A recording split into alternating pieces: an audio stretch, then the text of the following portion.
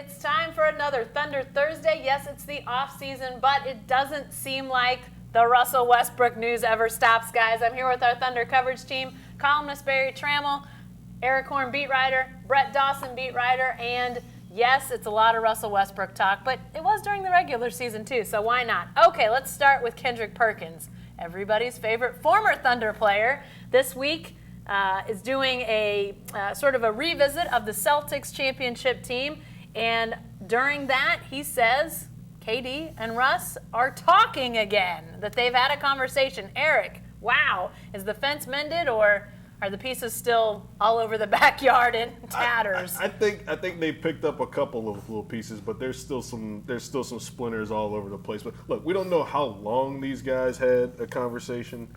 Perkins said that they spoke after Westbrook broke the triple-double record for a single-season triple-double record in Denver. I think it's cool. I think it's great that they did have some kind of discourse. We don't know if it was Durant calling Westbrook, Westbrook calling Durant. I have a funny feeling it was Durant calling Westbrook or some other person that could relay the message to Russell. Russell was probably somewhere, sipping a soda given to him by Domantas Sabonis, and then he was like, "Yeah, I'll take the call. Sure, I'll take it." Or maybe it was collect. That would be even better. Collect call from Kevin Durant. Do you accept the charges? No, but put him through. That would be the ideal situation. But I think it's a great step in the right direction for these guys, kind of getting back to talking terms, as Perkins said. I like the idea of it being collect call from, "Hey, it's KD. Congratulations on the record. Will you accept?" No. That's it. That's all I need. Yeah, they spoke. No. Is that considered speaking? It's 2017. It could have been text too. For all we don't know necessarily. I sometimes call text conversations. So it could be that it's that sort of thing too. We don't know exactly what it was. That's a great opportunity. If that's when they spoke, it would make a lot of sense for Kevin Durant to at least reach out and say congratulations on breaking a really long-standing record. So if they are, that's great. I think ultimately we've always thought eventually, even whether it's when they're finished playing, eventually this was going to happen. Those guys played together for a long time. Yeah. Whatever the nature of their relationship was, it was friendly at times. They were teammates. At some point, that's going to mend. And so maybe that's the start of it. We should point out Kendrick Perkins has a vested interest in this happening. He's been talking about it for a long time, talking about trying to make it happen. And so, you take everything with a little bit of a grain of salt when it comes to these two and when it comes to Perkins. Barry, it seems like the other option, collect call, phone call, text. It seems like the other option maybe add a second call, Kendrick Perkins being the mediator here, getting these two guys together. Could this have been a situation where Perk plays mediator, sort of as Brett alluded to? He's sort of been wanting this for a little while. Well, I hope so, because I like Perk so well. I hope he's able to facilitate something like this. I tend to think not. I tend to think that while Durant and Westbrook, I think, like Perk, respect Perk, I don't know that he exerts that much influence that he could cause Durant to make the call, to Westbrook to take the call, for the lion to lay down with the lamb. But I think it's a good thing. One thing that came out of this Celtic reunion, those five guys on the panel, they still have a grudge against Ray Allen. Still haven't talked to Ray Allen. Literally 5 years after he bolts on them.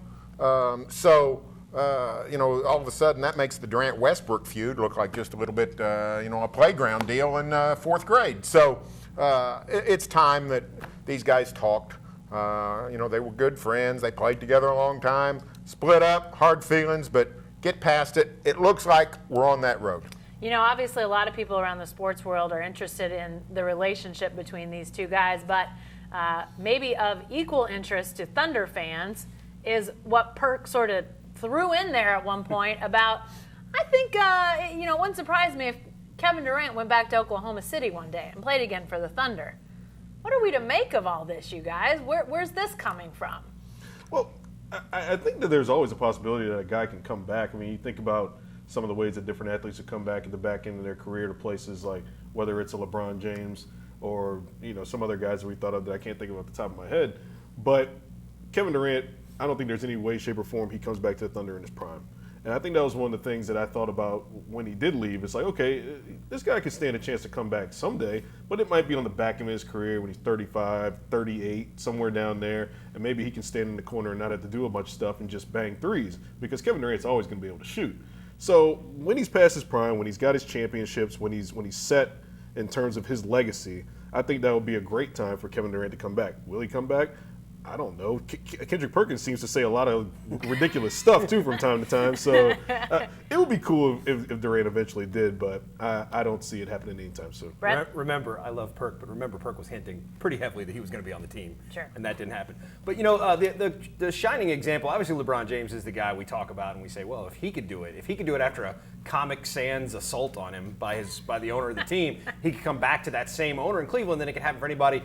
I think what Eric's talking about is much more likely, and that would be kind of like the Kevin Garnett scenario, like the situation where he goes back to Minnesota and he's a mentor for Karl Anthony Towns. If at some point there are guys like that here, if you got a younger team, and they always have some good young talent. Maybe after, even the thing Perk said, after he makes a little bit of a run. So Kevin Durant is going to chase his championships. If he builds a resume in that sense, some titles, then maybe I could see him coming back here at some point. I don't think it's going to be a situation where he and Russell Westbrook are Superman and Batman again. Right. Yeah, but at the same, what you said about Perk saying things from time to time that don't come true. Barry, he did say a year ago that if the Thunder didn't win the title, he thought Durant would move on. Doubt Kendrick Perkins at your own risk. I've always loved Gran Torino. I stand with him in almost every facet. I agree. I think Perk is right. I think there's a chance Kevin Durant could play here again. The guys are probably right. It's overwhelmingly likely that it won't be in his prime, but you never know. Things change by the year. And this is a 50-year, it goes back forever in the NBA. Rick Barry came back to the Warriors after leaving. Billy Cunningham came back to the Sixers after leaving. That was 40 and 50 years ago. So there's always the chance. There were no bridges burned with the Thunder management. Fans didn't treat Durant all that well, to be expected. And frankly, I don't think Durant held it against the Oklahoma City fans. I think he knew it was coming to some degree. So I don't think it's impossible for him to return. It's very unlikely it would be anytime soon. And when we talk about the likelihood of him returning, I think for Kevin Durant, life is, individually, I think life is pretty good. Basketball is good. The winning is great. The chemistry looks fantastic. But, we've sort of heard rumblings that maybe, mom's not super happy with some things in, Golden State. And obviously, what matters most is what Kevin Durant wants. But yet, maybe being a big fish in a smaller pond, maybe that's one of those things that Kendrick Perkins is talking about here, guys. I don't know. What do you think? Well, I think that, as Barry said, I don't think Kevin Durant has any ill will towards Oklahoma. And I think Kevin has expressed that as much when he left. He wanted to seek a new opportunity. LeBron James made similar comments when he went to Miami, and he said that, when I went to Miami, that was kind of like my college phase. I never got to really experience that. I wanted to go and have that college phase of my life. And that was a metaphor for, discovery and being able to try something different. I always thought that that's what Kevin wanted to do. He wanted to go try something different and seek out a new adventure. And, the Warriors is obviously a new adventure. They've got headlines every day. And there's all kinds of media attention around them. And he gets the opportunity to win.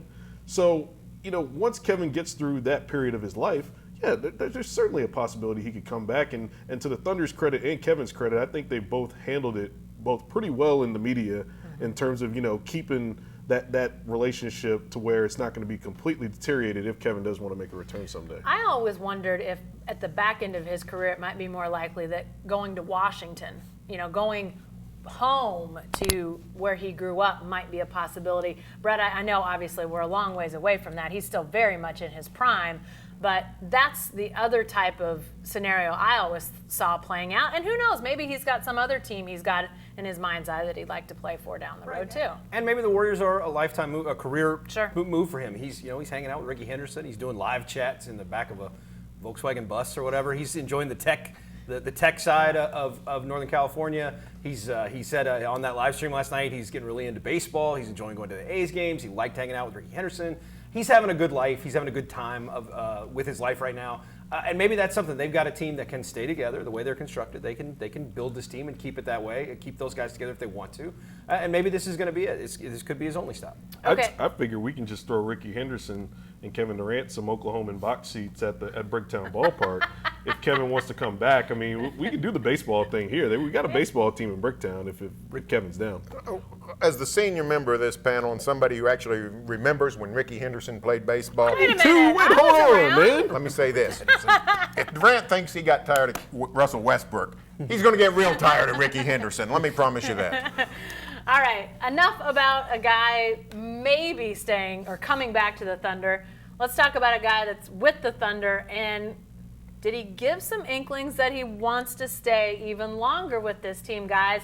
Russell Westbrook, a new commercial out, extended, I think about almost 2 minutes long, online, black and white for the luggage maker, Tumi. Shout out to Toomey. Tumi's getting a lot of play around here.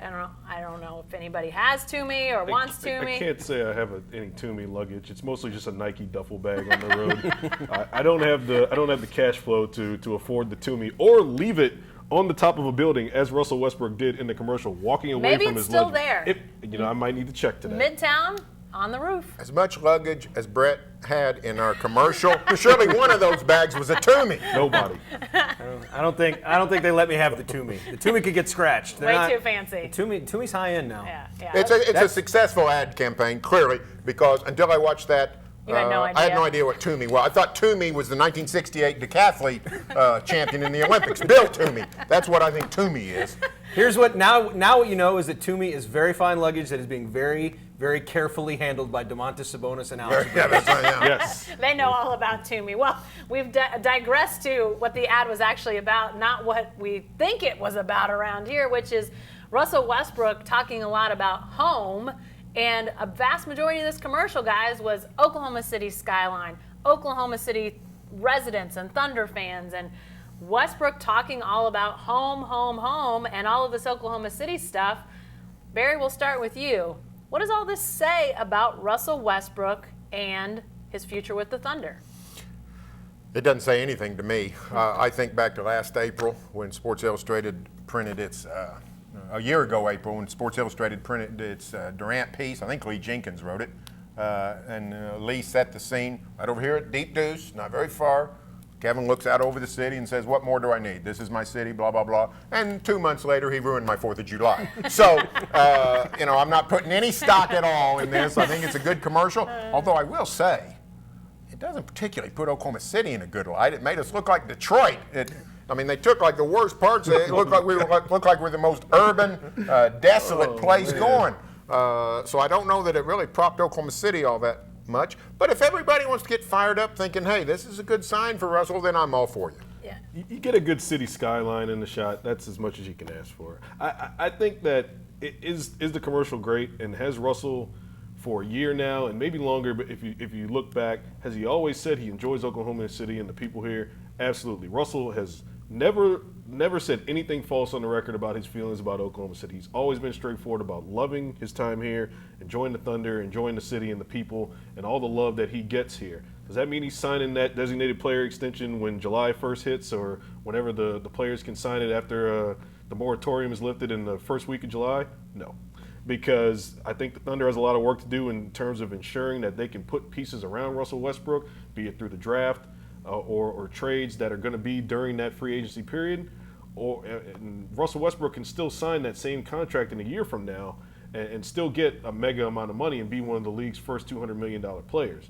So I don't think that a commercial should be any indication that Russell Westbrook is ready to put his name on the dotted line. Now, he could be, but he also couldn't, and that's the risk that the Thunder is running, because what if they get past this point, Russell Westbrook doesn't want to re-sign, or he says, I'm going to wait this season? Then they got some decisions to make in terms of whether or not they're going to keep him around or trade. I think the interesting thing, Brett, to me was what Eric says is right. There's not been anything this last year or going back that is different than this current narrative in that commercial.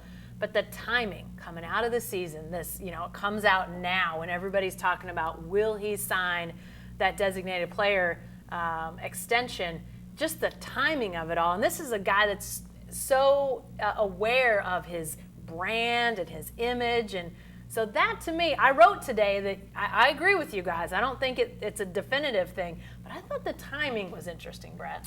Well, maybe it's just time to sell luggage. I mean, like, maybe it's It's time summer. to draw a lot of It's interest. summer. It's the vacation that you draw a lot of interest by having him Okay. talk about that. Here's the thing, when it comes to negotiations with Russell Westbrook, there are a lot of things that might come up. What's the future of the team like? What's the free agency situation going to be like down the road? What can you, as Oklahoma City, as the Thunder, attract to Oklahoma City to play with me? Here's what won't come up. They won't say, but you said in that commercial. You know, it's not. It's ultimately going to be meaningless. Yeah. Okay, guys. Let's break it down this way. This DPE, which is going to become one of those alphabet stew things that we know a lot about in this city. That designated player exception. Chances Russell Westbrook signs it in you guys' mind right now. And did it inch up at all with the commercial? Who wants to tackle it first, Barry? I thought you were out of the business of this. I am out of that. It's a great point. However, wherever it's at, I am going to say it did inch up a little bit for this reason. I've thought, just from the way Russell acted with Durant's departure, he clearly was wounded. He clearly didn't like it. He clearly was miffed at Kevin. For him to bolt a year or so or 2 years later would be bad form. And for Russell now to have done this commercial, home, I'm going to go play for the Lakers, would be a bad look. So I don't know that. I mean, you can just look at what Russell wears to some games and know he doesn't really mind a bad look from time to time. However, I do think it's a sign that maybe it's going to be harder for him to leave after making a statement like that, even if it's very incremental. Okay, Barry didn't give a percentage chance, guys. So I'm Eric leaving. wouldn't let me, I'm leaving that to you. I got a percentage for you. It's Tony Kornheiser math. It's 50-50. He either will or he won't. So thanks, that's Brad. that's the and I would. My thing is, I thought there was always a really good chance he would sign it. I think there's a really good chance he'll sign it today. The commercial means nothing in terms of my percentages. I think it's probably a better than 50-50 shot that he stays. Eric, what's the chance in your mind? And is there a not timeline? I hate to say that, but do you have a sense of when in your mind? That's a new twist on my question. I for you, mean, Eric. I think Russell Westbrook probably has his mind made up right now whether or not he's going to sign the thing or not. I don't think anything's going to change between May, whatever it is today, and July 4th or the 5th, whenever the moratorium is lifted. Chances, Barry's got his finger up. He's ready to jump in. I don't know about He's the ready chance. to pounce. If people like hypotheticals and percentages, fine. 75-25. You happy? That he does? That he does. You guys are making everybody feel better. Well, sure. Everybody up. Look, he hasn't sunshine. he hasn't given any indication that he wants to be anywhere else. Not to mention that the situations where he would be going, if there were a situation where he was like, okay, walks in the Thunder's office and says, Sam, trade me. All the other situations out there where Russell Westbrook will potentially be able to go and the Thunder be able to get anything close to equal value, which they won't, by the way. They're going to be getting a nickel on the dollar. Then he'd be going to a place like the Lakers or the Celtics or a bad team, and he's going to have to basically do the same thing he's doing here. He's going to have to carry a team. So where are the situations going to be better for Russell Westbrook to go if such a scenario does arise? Which is why, and also there's 219 million reasons for him to sign the contract as well. So I know we've said this before with Kevin Durant in terms of the money. That's a ton of money. That's an additional year that Russell Westbrook can sign on to. It's going to be hard for him to pass that up, whether it's this summer or next. You seem to be channeling Serge Ibaka from last. Where'd he go? Where'd he go? You tell me. Where'd he go? Where he go? We're not making fun of Serge. That's No, literally what he it's said. literally what he said. Where'd he go? And the answer about a month later was Oakland. But how about what's the chances, since you guys are throwing out the percentage, what's the chances that Sam is able to pull off the Kevin Durant midnight knock on the door with Kevin Durant now 6 years ago, and at the very first sign of free agency, they're knocking on his door at midnight on July 1st, and Kevin Durant signs in the wee of night, and everybody wakes up to a beautiful experience. Probably gonna have to be in California where he does that, but that's fine too. I bet Sam would go. Yeah, I bet he would go. Russell's gonna have a baby in one arm. He's gonna have to open up the door and be like, shh. Hey, he's good either way. He's ambidextrous. He could sign with either hand. Yeah, I don't know the timing, but I do think it's interesting what happens on draft night. We saw Sam Presti pull off a huge trade on draft night. Could that push Russell Westbrook to a decision quicker? I don't know. It's all interesting because I'm like you guys. I think free agency is important, but there's not a major piece out there. I mean, we've all gotten this question, guys. Let's get it out there right now. We've all gotten this question, whether via email, people in face-to-face on our live chats, what about free agent options? Guys, they're not going to get a Kristaps Porzingis. I got to ask about him today. He's not a free agent. You think the Thunder's interested? Yeah, they're interested, but it's not happening. But is free agency, is that going to change the roster so fundamentally that it will alter Westbrook's decision? Do you guys feel like they have to do some things just to make sure he's aware they're willing to keep changing building? They got to do. I'm sure they have to do some things to try to make themselves more competitive. He's a superstar. He wants good players around him. He wants them to be better. But to get a superstar player, to add a Gordon Hayward or Blake Griffin, all these guys people talk about, they need about $30 million in cap space. They have about negative $30 million in cap space. So they're nowhere close to being able to do that. These will be small moves. If anything big is going to happen, it's going to be a trade. And if anything really splashy is going to happen, it's going to be a sign and trade with one of those guys who comes out and says, you got to send me to Oklahoma City. So, no, I don't think they're going to do anything overwhelming in free agency that's going to sway Russell Westbrook. I think what you're looking at is just showing him you're not going to come back with everything exactly the same and make him do all the same things. The Thunder made a move last year to strengthen their team with bringing in Victor Oladipo, Sabonis, Ilyasova, and ship off Serge before he hits his contract year and the Thunder has to pay up a ton of money. That was made with the thought that they could improve the team with Kevin Durant coming back and show to him that they were serious about making some moves to make this team better. What's to say that they do the same thing on draft day and you end up in the same situation? It doesn't guarantee anything what they do on draft day as to what Russell Westbrook is going to do, which is why I think that whether they make a big move or not, Russell Westbrook has already made up in his mind if I'm going to take this money or I'm going to wait a year. But the draft is an interesting point, Barry, because it allows the Thunder to potentially bring in some pieces that could help before free agency starts. We were talking about the Raptors in the office today, and obviously it looks like things are about ready to hit critical mass in Toronto. Is there, that's just one of the options, but could you do a draft night option that might bring you some guys that Westbrook can say, this could help? I mean, it seems like the timing of the draft as it relates to July 1st with this DPE could be pretty advantageous for the Thunder. The draft is clearly the major avenue by which the Thunder can make a big deal this year in conjunction with Enes Kanter. They really don't have anything major to trade that they want to trade. I mean, you could trade an Adams or an Oladipo, but then you don't have Adams or Oladipo, and you got a new set of problems. But Kanter he's a commodity you could trade. A big man, scoring postman, not as valuable as it used to be, but still valuable to some teams that don't have that kind of scoring. And that first-round draft pick in a very deep draft. If you're able to put those two together, you could probably get some quality in return. So that's the most likely scenario. Thunder can't do anything before draft day. They can't trade that pick. They have to make a pick at 21.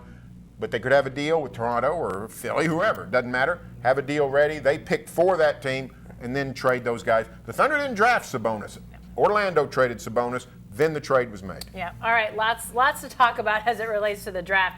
We don't want to blow through all of that today, considering it still is the middle of May. But I want to remind you, you're watching Thunder Thursday here as we talk about all things Thunder, primarily all things Russell Westbrook to this point. Guys, let's divert for a second and actually talk about the playoffs going on. Which, yes, they're still going on, even though the Thunder's out. It seems a little odd. But let's start with Manu Ginobili, Barry. He got in the Wayback Machine at some point. Ginobili. My favorite NBA player. My favorite NBA player. Love to talk to him, love to watch him play. He's 39 years old, and he plays good about once a month. But let me tell you, when he plays good, and he saves the Spurs.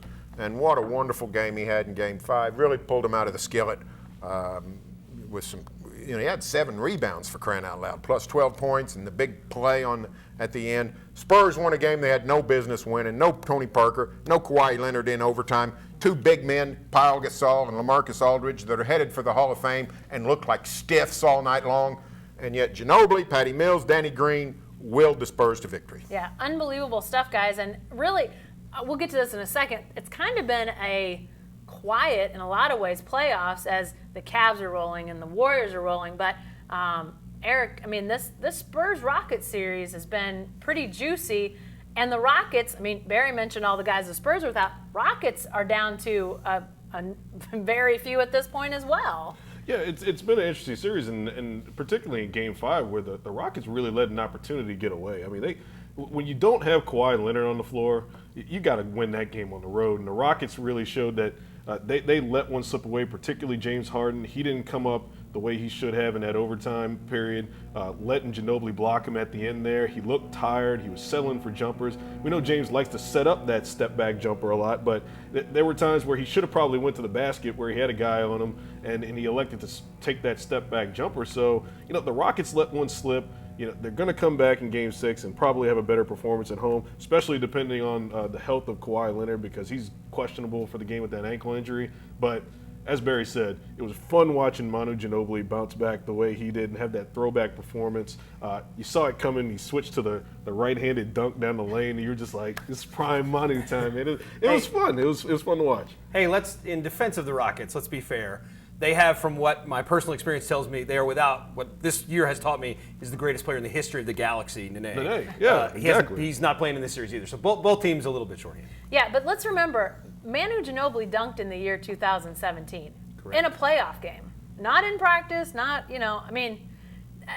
you wrote a blog on Ginobili and Harden, the fact that they really have similar games, the old man game, but how different their paths have been. And it really is crazy to think about, that when the Thunder was young, when we were still watching Durant and Westbrook and Harden all at the same time, how we thought he was the Manu, he was going to be Manu Ginobili.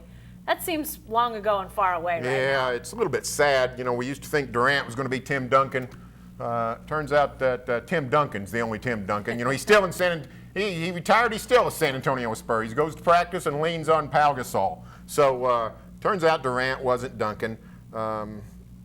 James Harden was not Manu Ginobili. James wanted to run his own team. Can't blame him. He's an MVP candidate. He's a fabulous player. Manu Ginobili, for whatever reason, could have done the same thing. Manu Ginobili could have gone to Philadelphia, could have gone to Boston, could have gone to the Knicks and been the star of the show. Let me tell you, Manu Ginobili would be a legend in New York City if he had left the Spurs 10 years ago.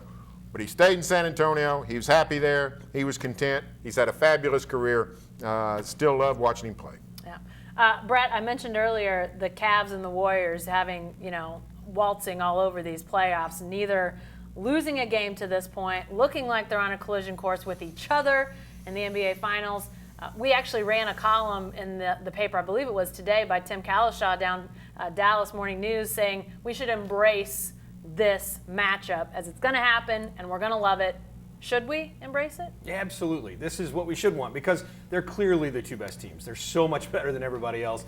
Look, maybe Scotty Brooks in Washington can pull an upset here, but I don't think they can win a game in Boston. So maybe, even though they look like they're a better team than the Celtics, I think they're a team that could at least push Cleveland a little. I'm not sure about Boston. Neither one of them can beat Cleveland.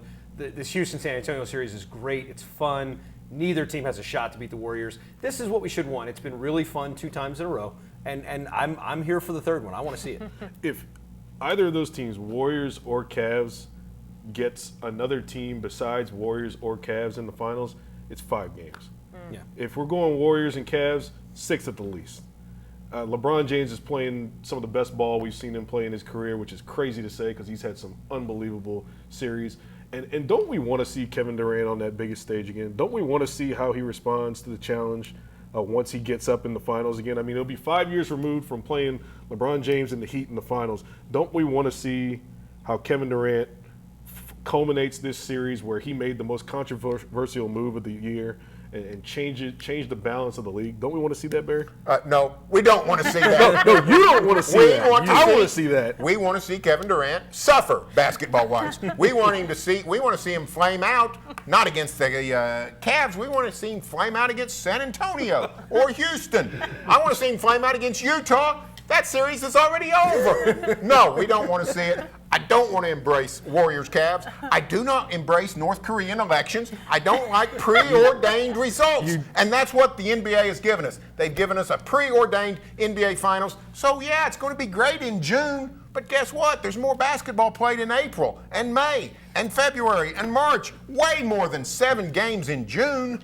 You do not like green eggs and ham. I do not like them. You do not. I do not like them, Sam. I am. I think if those 2 teams play again, Barry, I don't think that's North Korea. I think it's the good one. The good one. Yeah, and as Cannon would say, it's the good Hey, Korea. as Barry, I agree that there's a lot more basketball that at this point does not look very important before we get to those finals. That makes me think, how much did Russell Westbrook save us and save all of basketball this season by giving us something other than Warriors and Cavs to talk about for 82 games of the regular season? Because we'd all been sitting around twiddling our thumbs thinking this isn't very exciting, but instead, everybody's talking about Russell Westbrook. Yeah, and we really got one of the best playoff series, even though it was 5 games. It was Right. short, but it was probably one of the better series we've seen so far until Game 5 against in Spurs Rockets, and even the 4 games prior to that have been lopsided. So thank you, Russell Westbrook. I appreciate it, man. I hope you're enjoying your summer and the child to come. That's the thing. The playoffs have been largely dud. Yeah. 4 Jazz Warrior games, routes. Cavs Raptors, routes. You mentioned the blowouts in Spurs Rockets. A couple of good games in Boston Washington, but 3 routes in the first round. It's hard to find good ball games. We once had a playoff series, Thunder Grizzlies, that had 4 overtime games, for crying out loud, and you can't find 4 good games in the entire NBA playoffs. Yeah. So, yeah, forgive me if I'm not embracing the Warrior Cavalier dynasty. Do not All right, like Brent, being fight involved. for I came this close to watching hockey this week. I almost did it. You And would I'll not do have it been too. blamed. You would not have been blamed. I'll do it too. Don't tempt If me. you, now, Don't keep pushing let me me. tell you NBA. what. Now, if you start watching baseball, you've crossed the line. Well, let's not go crazy. It's- yeah, we're not that desperate. All right, guys. Lastly, since the Thunder is out of the playoffs, we're firmly in the middle of Thunder a Day in the month of May. This week we've already looked at Enes Kanter, Kyle Singler coming up tomorrow. Nick Collison. I don't want to give too much away. Barry, potentially the greatest headline in the history of online headlines, with your Kyle Singler grades. At least he hustles. So we'll talk about Singler in just a second. But those 3 guys, Kanter, Singler, Collison, who's most likely to be gone off of that trio? That's an excellent question. I will start, and I will say the easiest one to part with would be Collison. And yeah, I guess I'll bite the bullet and say Collison. His contract's up. He's the easiest one to part with. Collison still has some juice, but he just didn't play enough for this team to justify that roster spot, unless the Thunder just wants to basically just sacrifice a roster spot every year and say, look, this is the Nick Collison Memorial roster spot. We're not letting anybody else take this guy's place until he tells us he's going home. And I can totally see Collison coming back next year for another team like the Spurs and being hooked up to the rejuvenation machine. They check him in. He's throwing a patented backdoor pass, and everybody's going crazy in San Antonio because they've got another guy that can contribute to them marching to 60-some-odd wins. They have a wayback machine, They apparently. have a so- wayback machine. They hooked up David Lee to it for a little while. Paul Gasol shooting threes. There's no telling what you can get out of Nick Collison. Here's the other reason I think it's Collison is it's not just is the Thunder going to bring back Nick Collison. Does Nick Collison want to be back here? He didn't play much. He played very limited minutes. He's basically like a designated player against Memphis and maybe some San Antonio. There's some teams that are good matchups. Other than that, he doesn't play a lot. He's been saying not that he wants to spend another season in the NBA. He's been saying he wants to play. And I think that's an important distinction. If he wants to go somewhere and find minutes, I don't think that's going to be back in Oklahoma City. Anything different in terms of those 3? Who's most likely to go? No, I think it's Collison. Brett's right. It sounds like Collison wants to leave. Thunder has a lot of big guys in front of him. He could end up San Antonio, I suppose. I mean, we're going back 8 years. You know, there were rumors that the Spurs wanted him when the Thunder first got to town. But I tell you a place he could go is Golden State. I mean, they're gonna. That's a team that turns over in this new era. They're going to be turning over the bottom of that roster every year, trying to find new guys playing at the minimum. And so Collison would be a handy guy to have there. Kevin might actually call him, not collect, and Nick would answer. He'd answer that call. Probably so. All right, who of those 3 is most likely to be on this roster? Is it, if Collison's most likely to go, then it's either Kanter or Singler. Well, it's Kyle Singler. I mean, you don't want to be rude, but you can't get rid of the guy. I mean, how's he going to be somewhere else? I mean, he's almost untradeable unless you just really make a sweetheart deal with somebody and get him to agree to throw it in. He's making $5 million a year and he can't play much anymore. So, But we were talking about this also in the department. Is he irreparable? I mean, could he just with a new with the new surroundings, could he maybe recapture some of what we saw in Detroit before he got here? He's not old. I mean, he's probably around 28 years old or so, and he's a guy who, before he came to Thunder, had a 37, 39% three-point percentage. That seems like it was eons ago because he hasn't really done much in the 2.5 years he's been here. But as Barry said, it's going to be really hard to find somebody that's going to want to take on that contract, the additional 2 years. You're probably going to have to take something else back to account for the $10 million that somebody's going to have to pay Kyle Singler over the next couple of years. Tripping over my words, Kyle Singler is so difficult to say. But the Thunder still has the option of being able to stretch out his contract over the length of 7 years and pay in small increments over that time. Now, it would stink to have to look at your books every year and say, oh, we're still paying Kyle Singler? Oh, that's unfortunate. But at the same time, it wouldn't be as bad as still having to take up a roster spot now, and maybe you can get somebody else in here. It's crazy as we're talking about who could stay, who could go, that Enes Kanter is the one solidly in the middle of these three, Brett, because he's for so long been the guy that when you talk about trades, he's that guy you first mentioned. Yeah. Well, I mean, what Barry talked about is true. He has value as a low post scorer. He's one of the best offensive rebounders in the league, but he has a sizable contract, and so you're going to go out onto the trade market with him, and obviously they're going to make calls, and obviously they're going to try to see if they can move Enes Kanter. The trick is, it's 2017, it's the NBA. He's not a good defensive player. He doesn't move his feet well. He doesn't switch well. He can't get out on a point guard and defend there capably. And so what is his value? And are you going to trade him just to trade him? You got to get something back. If there are no trades available for him, he's going to be back on this team because they're not going to get rid of him just for the sake of getting rid of him. No, because he's a valuable player. Right. He helps the Thunder. No reason to. It's not like Kyle Singler, who you'd really just like to move on down the road. Yeah. Enes is not a negative. No, he's in fact, he's a positive, and that's why he would be on the trading block. This is a bad bench, and he's a really dependable second unit scorer. So he has matchups where he's not going to be good, but he has great value. Guys, before we end, Barry's grades, player by player, as a regular part of the Thunder a Day. I don't want you to give it away, but you say, in the Nick Collison grade, most controversial grade you've ever given coming tomorrow. Probably so. I'd probably get some emails. But I got something I think Nick could do better, and I think I stand by it. I think there's something he should have done he didn't do, and we'll see if they take to the streets to run me off. That's a good tease. Okay, guys, the grades that have come out so far. Any favorites? Anything you want to go against and argue with Barry on that he's done in the grades? I'll tell you what, I want to give Barry credit for grading Josh Huestis because that's a small sample to grade. That's a guy who, if this was a class, he'd gotten all incompletes. Yeah. So kudos to Barry for just coming up with enough stuff to grade Josh Huestis. He played 31. He played 31 minutes all season. I literally could have just graded all 31 minutes. Minute 1, B. Minute 2, C. Minute 3, A. You wrote, how many words per minute played did you write in I that got grade? about 386 words out of it. So you got like 10 words 10 per words a minute minute. played. Yeah, That's pretty good. That's pretty good. All right, well, guys, the baby watch continues. No Westbrook baby yet, but we'll be following that. Who knows? We may be talking about that next week during Thunder Thursday. But until then, be sure to stay with the best coverage team anywhere at newsok.com and every day in the Oklahoman.